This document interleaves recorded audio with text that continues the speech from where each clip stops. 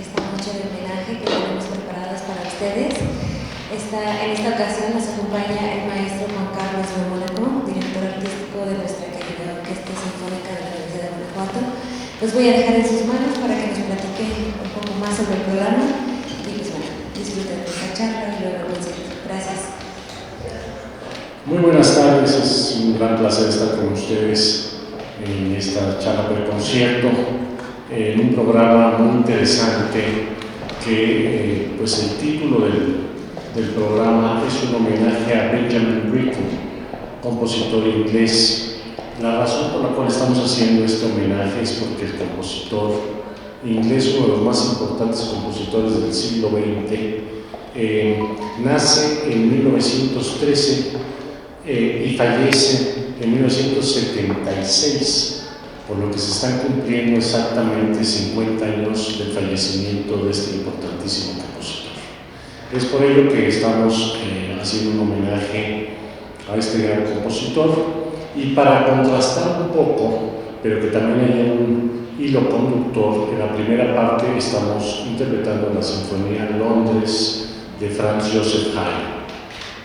Lo dije a través de cómo es el programa. De hecho, vamos a iniciar con la Sinfonía 104 del compositor austríaco Franz Joseph Haydn, y después de la pausa haremos las dos obras de Benjamin Britten. Por lo anterior voy a platicar primero de Franz Joseph Haydn, compositor que nace en 1732, fallece en 1809, compositor austríaco. Muchos compositores austríacos importantes de la historia de la música nacen en Viena, o si no nacían en Viena, Viena siempre ha sido como el imán de la música durante muchos años. Ejemplos de ello, por ejemplo, Beethoven, que nace en Bonn, Alemania, pero muere en Viena, y de hecho vive muchos años también en Viena, también vive en Budapest. Otro compositor alemán que nace en Alemania, nace en Hamburgo, es Johannes Brahms, pero que pasa lo mismo, emigra a Viena y fallece en Viena. Entonces, por eso esta ciudad se le llama como la capital de la música. Por supuesto, Mozart, Schubert, nacidos en esta hermosa ciudad, Gustav Mahler, Bruckner, Anton Bruckner, en fin, hay una cantidad de compositores muy importantes, también modernos, por ejemplo, Schoenberg, dos alumnos de Schoenberg, Alban Berg. Entonces, realmente, pues el epicentro musical por muchos años fue Viena. Sin embargo, en el caso de Franz Joseph Haydn, también por un tiempo vive en Hungría, y sobre todo hace dos viajes muy importantes a Inglaterra. El primero que hace es en 1791-92 más o menos, y después en el 1794-95. En aquella época los ingleses, con mucha inteligencia, cuando veían talento del otro lado del Canal de la Mancha, trataban de traerse a los compositores. Un caso muy importante, por ejemplo, es Händel, un compositor, por supuesto, alemán de la época barroca, pero que pues es muy bien remunerado en Inglaterra. Tan es así que hace el famoso Mesías. En el caso de Franz Joseph Haydn, hace varias obras, pero las más importantes son sus últimas 12 sinfonías, que titula Sinfonías Londres. Pero antes de hablar de estas sinfonías, quisiera compartirles que también se le conoce a Franz Joseph Haydn como el papá de la sinfonía. También, por cierto, el papá del cuarteto de cuerdas. En la época barroca, digamos, el concepto de sinfonía se le llamaba mucho a la sinfonía, a un elemento musical, una forma musical que introducía, por ejemplo, una ópera o una obra de teatro, por ejemplo. Y este concepto de sinfonía, o el título de sinfonía, fue cambiando, y actualmente lo que conocemos como lo que acabo de mencionar es una obertura. Sin embargo, algunos compositores barrocos sí llegaron a hacer sinfonías, por ejemplo, en 3 movimientos. Los hijos de Johann Sebastian Bach, por ejemplo, que le decían a su papá que era muy anticuado, porque seguía componiendo en estas sus fugas, sus invenciones y formas barrocas, y realmente no se movía de eso. Cuando ya los hijos de Bach, de Johann Sebastian Bach, pues ya estaban muy adentrados en la modernidad de aquel entonces, que era el clasicismo. Así que ya los hijos de Bach empiezan a hacer sinfonías, pero realmente no de la manera tan impresionante como hizo Franz Joseph Haydn. Desde luego, los dos compositores clásicos más importantes son Mozart y Haydn, los dos austriacos, y curiosamente los dos hicieron muchísimas sinfonías. Mozart hizo 41 sinfonías numeradas, porque aparte de las numeradas, hay por lo menos 5 o 6 sinfonías que fueron encontradas después, que ya no fueron numeradas, pero que tienen su queje, y que en total acaban siendo pues unas 47, 48 sinfonías las que hace Mozart, pero nadie supera a Franz Joseph Haydn con 104 sinfonías numeradas. Muchas de las sinfonías de Haydn tienen títulos. Por ejemplo, las sinfonías muy tempranas, las 6, 7, 8, la sinfonía de la mañana, la mediodía, la noche, la sinfonía Oso, la sinfonía de los adioses, que me gustaría mucho comentar, es una maravilla de sinfonía, la sinfonía Pasión, la sinfonía Oxford, la número 92. Y menciono la sinfonía número 92 porque después, a partir de la 93 hasta la 104, son las 12 sinfonías Londres. Regresando a la sinfonía de los adioses, que vale la pena mencionar, es una historia muy bonita porque estaban los músicos justamente en Hungría y querían regresar a ver a sus familias en el verano, y le pedían al compositor permiso para poder ir casi todos eran austriacos, casi todos eran de Viena, y le pedían permiso para poderse retirar y poder pasar el verano con sus familias. Y pues en esa época, que era pues otras costumbres, pues no había manera realmente de que se les pudiera dar permiso, así que la manera como que quiso expresar Haydn en aquel entonces al príncipe Erzsébet era, en vez de una manifestación, fíjense cómo han cambiado los tiempos, compuso la sinfonía de los adioses para hacerle notar la importancia de cada músico. Entonces, en esta sinfonía de los adioses, lo que hace es que cada uno de los músicos, conforme al final, en el último movimiento, conforme termina su participación, ya no van a tocar y se van retirando uno por uno. Es una cosa hermosísima hasta que quedan dos violines. Por cierto que sí entendió el mensaje y los músicos se les concedió el permiso.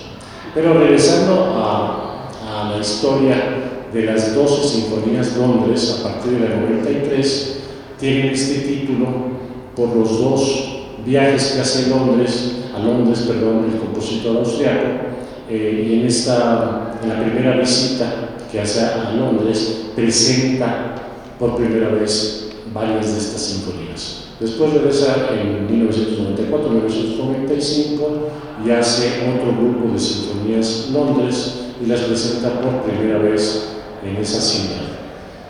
Aunque las 12 sinfonías son tituladas como un ciclo de 12 sinfonías Londres, solo la última, la 104, tiene el título específico de Sinfonía Londres. Por ejemplo, la 101, la militar, la 103, la militar, la 101, la sinfonía, tienen diferentes títulos, pero la única que tiene el título de la Sinfonía Londres es la número 104.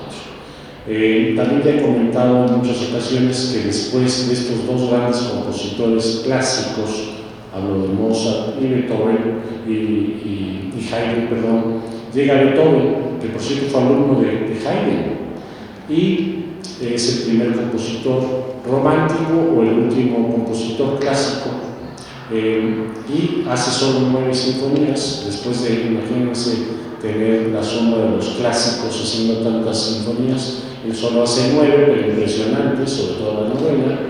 Y a partir de Beethoven, como ya lo he comentado en varias ocasiones en estas charlas por concierto, todos los compositores románticos ya no componen más de 9 sinfonías. Viene el famoso mito de las 9 sinfonías de Beethoven, Schubert 9, Schumann 4, Tchaikovsky 6, bueno 7 con la sinfonía Manfredo, Dvorak 9, la semana pasada tocamos la novena de Dvorak, Bruckner 9, Mahler 9, pero hace la daño de la 10ª, fallece, y realmente el mito se vuelve realidad. Es por todo esto que el gran compositor que se le considera el padre de la sinfonía es Franz Joseph Haydn. Una sinfonía en realidad es una forma musical. Las formas musicales son estructuras. Por ejemplo, existe la suite. La suite es una serie de danzas. En el caso de las sinfonías, es normalmente la forma musical de la sinfonía. La costumbre era hacer sinfonías de 4 movimientos, un movimiento alegre o rápido, un movimiento lento, un minueto, que es una danza, y luego un final más rápido, más vigoroso. Esto fue cambiando, por supuesto, pero esa estructura fue usada durante muchos años. El que empieza a cambiar ese tipo de formas, el vanguardista, vamos a llamarlo de esa manera, Beethoven, empieza a cambiar el minueto por un scherzo. Scherzo es un minueto, pero rápido, con mucho más vigor. Y a partir de ahí varios compositores empiezan a cambiar, digamos, el formato tradicional de los 4 movimientos, hasta que empiezan a haber compositores que de repente hacen 5 movimientos. Uno de ellos es Mendelssohn, por ejemplo, o sinfonías en 3 movimientos, como la Sinfonía Re de César Franck. Entonces se empieza a romper esta estructura tan rígida de los 4 movimientos, o el segundo movimiento, en vez de ser lento, se vuelve un scherzo. La novena sinfonía de Beethoven, el segundo movimiento es el scherzo, luego viene el tercer movimiento, y empieza a haber este tipo de variaciones. Otra de las características más destacadas de Haydn es que, a diferencia de este concepto de los compositores o de los artistas con complicaciones psicológicas y con pues muchos traumas emocionales, como Van Gogh, por supuesto, o como Beethoven, Brahms, voy a poner el ejemplo de Brahms, que nació en Hamburgo, imagínense en aquella época, un puerto donde los bares del puerto pues tenían una muy buena reputación, y Brahms tocaba en los bares altas horas de la noche, y de regreso a su casa empezaba a componer en su cabeza, pero estoy hablando de la madrugada, Beethoven tormentoso, y así algunos más disciplinados, menos disciplinados. Haydn era un compositor que era muy metódico, todos los días se levantaba a la misma hora, todos los días componía a la misma hora, de mañana, un hombre sano que vivió muchos años y sobre todo que no tenía esas complicaciones. Entonces algunos dicen, bueno, es un compositor muy metódico, que a lo mejor no tiene demasiado temperamento.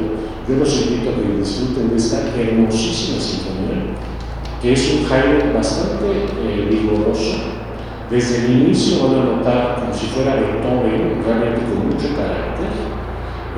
Empieza con un adagio que es muy cortito, una especie de introducción, un allegro muy clásico, un segundo movimiento que es un andante hermosísimo, una serie de variaciones, un minueto, pero ya el minuto le pone un minuto alegre, entonces es un minuto un poquito más rápido, y un final que pone espirituoso, que por cierto es una gaita inglesa.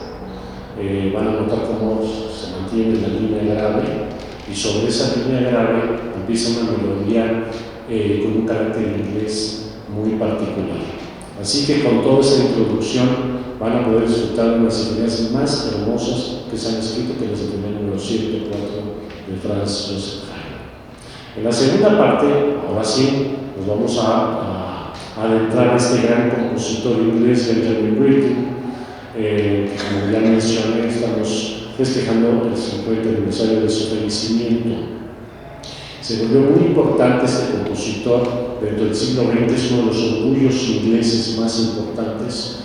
Y si se fijan, comparados, no se los digan a los ingleses, pero comparados con los alemanes o con los austriacos, ya mencioné muchos compositores austriacos, alemanes, italianos, ingleses, no tantos.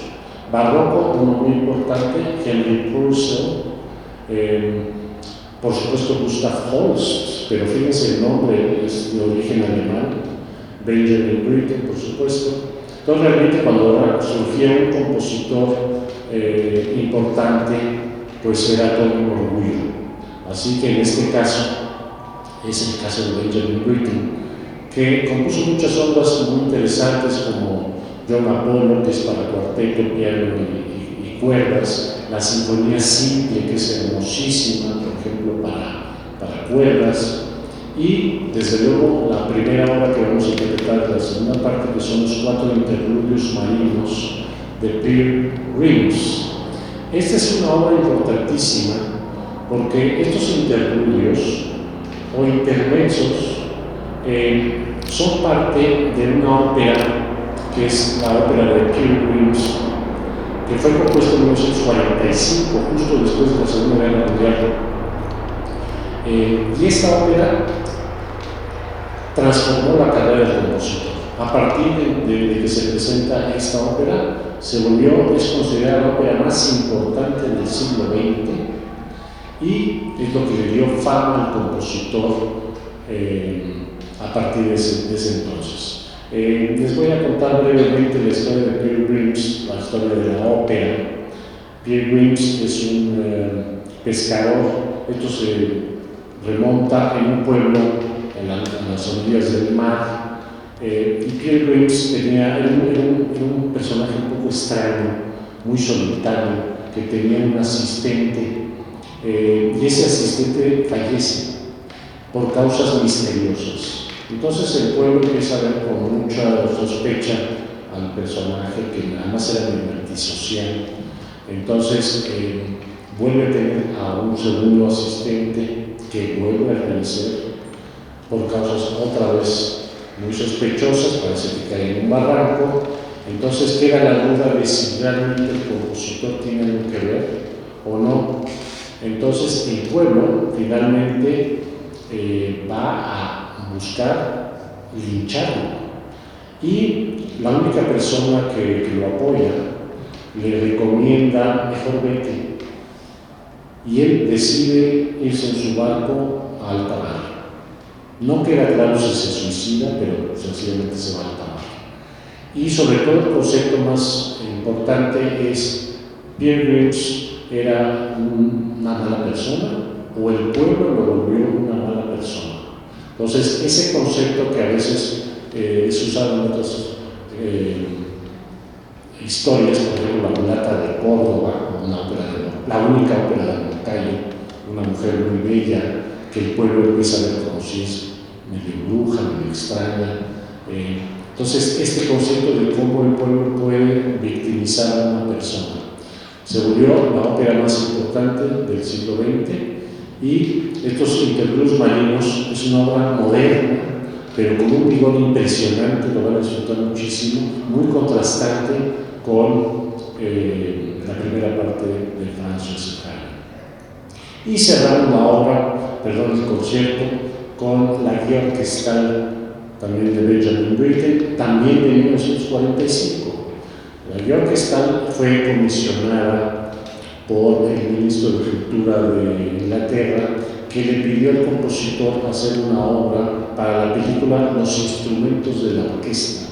Entonces Benjamin Britten hace la guía orquestal, que hay dos versiones o dos posibilidades. Una, como la vamos a interpretar el día de hoy, tal como está la música, sin narración, pero hay otra versión que es la misma, unas pequeñas pausas musicales o repeticiones, de tal manera que hay un narrador y empieza el narrador a decir: y a continuación vamos a escuchar el tema de Purcell. Por cierto, que Benjamin Britten admiraba mucho a Purcell, y el tema principal, el del inicio, es de Purcell, y a partir de ahí empieza a haber una variación para cada una de las secciones. Entonces es una obra interesantísima para el público, porque van a poder escuchar los diferentes grupos dentro de la orquesta. Es un reto para la orquesta, es así como, bueno, a ver, maestros, vamos a ver si estamos en forma.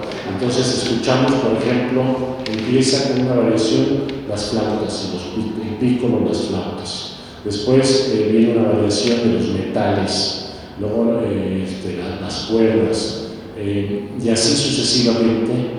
Luego hay una variación particular para los contrabajos, para los violonchelos, para las violas, para los violines, para las maderas, para los clarinetes, para los fagots, para los oboes, así sucesivamente. Pero en esta ocasión no va a haber un narrador que vaya diciendo, y ahora vamos a escuchar la variación escrita para tal instrumento, para la percusión, por supuesto, el arpa, y así toda la orquesta. Y al final hace una fuga. Fíjense, una fuga es una forma barroca, muy interesante, pero de toda la orquesta, y termina con el tema de Purcell mezclado con esta fuga de una manera realmente extraordinaria. Es probablemente la obra más famosa del compositor, y es muy común ver la interpretación de esta obra en conciertos didácticos, en conciertos para niños. A mí me tocó hacer muchísimos conciertos en el inicio de mi carrera con la Orquesta Sinfónica Nacional de México. Me asignaban a hacer conciertos para niños. Pedro Lindor, que tiene, por supuesto, narrador. Hay muchas obras que tienen narración.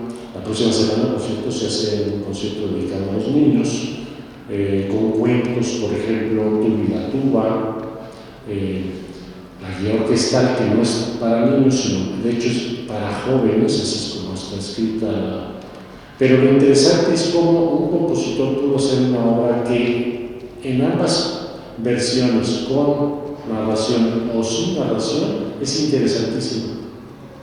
Y van a poder escuchar, y ustedes dirán, bueno, en la sección tal, muy bien, en la otra sección a lo mejor se trabaja un poquito más, y así sucesivamente. Entonces también pues, es un reto importante para la orquesta, que es sin duda una gran orquesta, y un gran honor para esta orquesta pertenecer a esta universidad.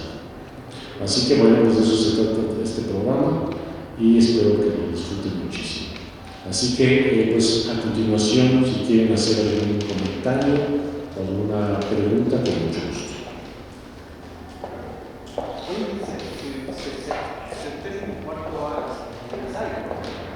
¿Perdóneme? 74 aniversario de la orquesta. Exactamente. El día de hoy, 24 de abril, se cumple 74 años de esta agrupación.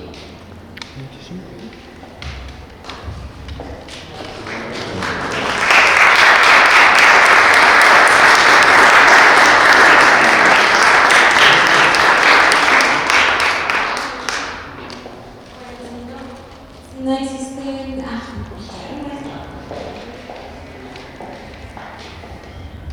Muchas gracias, maestro, por toda la información que nos dio el día de hoy.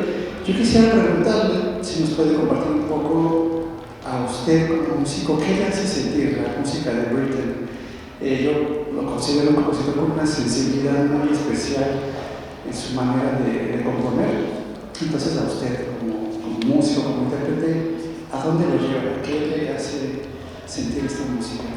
Bueno, a mí me parece que el gran logro de Benjamin Britten es mostrar un lenguaje moderno, estamos hablando de un compositor del siglo XX, pero muy accesible. Hay obras complejas, van a ver, por ejemplo, esta obra de Pilgrims, tiene momentos que parecieran realmente, pero una orquestación extraordinaria, y nunca rompe los patrones tradicionales, de tal manera que se vuelve una obra demasiado complicada de escuchar. Y bueno, particularmente la obra que más me llega a mí al alma es la Sinfonía Simple, se la recomiendo muchísimo, dura 15 minutos, tiene una zarabanda bellísima, y es muy romántica de hecho, Entonces, digamos, para mí la característica principal de este compositor es un compositor moderno, pero con un lenguaje todavía muy accesible y muy revolucionario al mismo tiempo. Entonces, lograr ser innovador sin tener que hacer, por ejemplo, todas las complejidades que ustedes seguramente han escuchado con otros compositores.